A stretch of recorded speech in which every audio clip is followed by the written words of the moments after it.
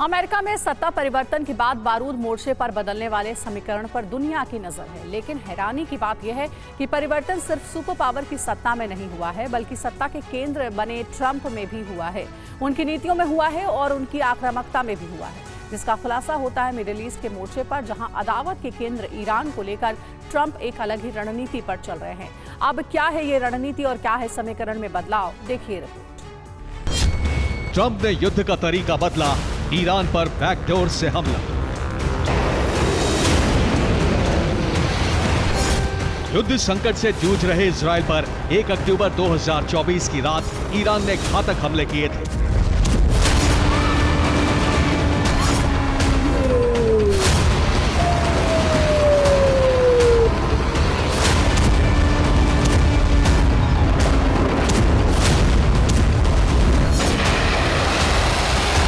Iran ने तेल अवीव को टारगेट बनाकर UEM जयपुर एक आदर्श लक्ष्य है।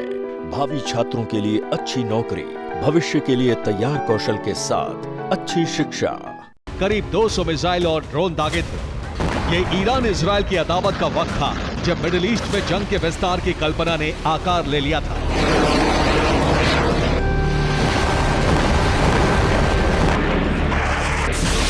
और ये कल्पना 26 अक्टूबर 2024 को साकार रूप में देखी, जब इजरायली फाइटर जेट्स ने ईरान के मिलिट्री साइट्स को टारगेट बनाकर बारूद बरसाया था।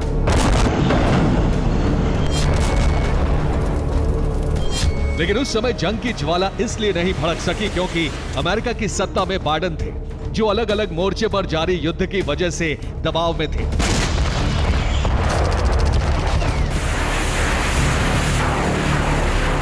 लेकिन अब अमेरिका में सत्ता बदल गई है और दबाव मुक्त ट्रंप पावर सेंटर बन चुके हैं।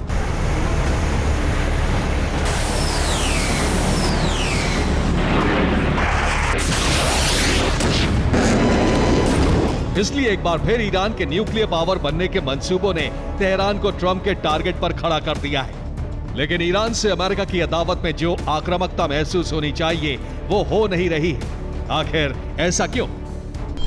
क्या ट्रंप ने ईरान के लिए कोई नया प्लान बनाया है? क्या ट्रंप ईरान को परमाणु संपन्न देश बनने देंगे, या फिर क्या ट्रंप ने ईरान को भी शक्तिशाली देश मान लिया है? इन सभी प्रश्नों का उत्तर ट्रंप के ईरान को केंद्र में रखकर बनाए गए मास्टर प्लान में है, जिसका खुलासा फिलहाल नहीं किया गया है। लेकिन मौजूदा हालात बता रहे हैं कि यह प्लान डायरेक्ट हमले की बजाय बैकडोर से ईरान को दहलाने का है।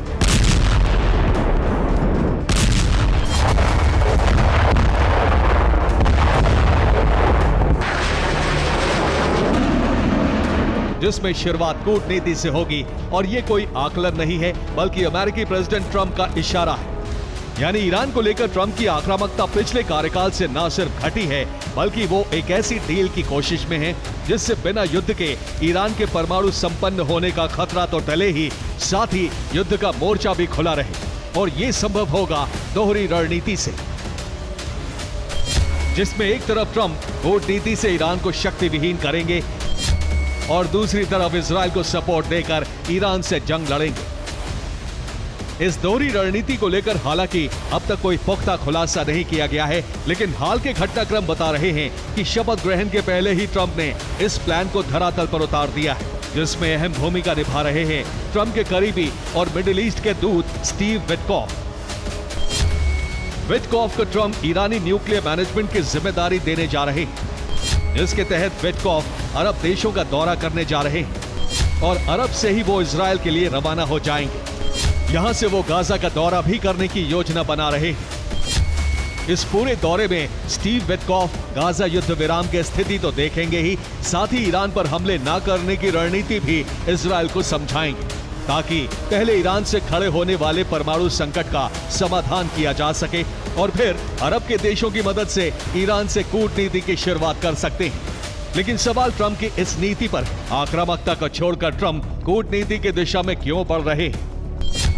IAEA की रिपोर्ट में बताया गया है कि ईरान के पास 200 किलोग्राम संवर्धित यूरेनियम है। इस संवर्धित यूरेनियम से ईरान किसी भी समय न्यूक्लियर हथियार बना सकता है। वहीं ईरान के राष्ट्रपति ने पुतिन से 20 साल का सैन्य समझौता कर लिया है। इस समझौते के बाद ईरान पर हमला करने का मतलब रूस को जंग का आमंत्रण देना होगा।